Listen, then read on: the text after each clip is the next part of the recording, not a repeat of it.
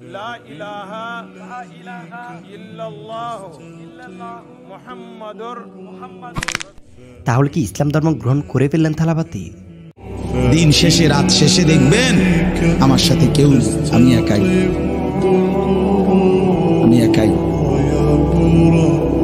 একদিন কবর আমারে সব সম্পর্ক ছিন্ন করে দিবে।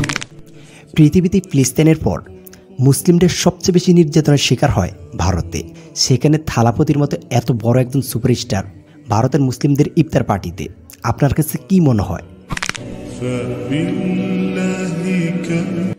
বিশ্বাস করেন ভাই, এই ভিডিওটা দেখার পর মন ভরে গেছে। বিধর্মী হওয়ার সত্ত্বেও ভারতের মুসলিমদের সাথে তার সোজাসাপটা চলাফেরা, সবার সাথে একসাথে ইফতার করা, এমনকি সবার সাথে একসাথে জামাতে মাগরিবের নামাজও আদায় করেছে সে।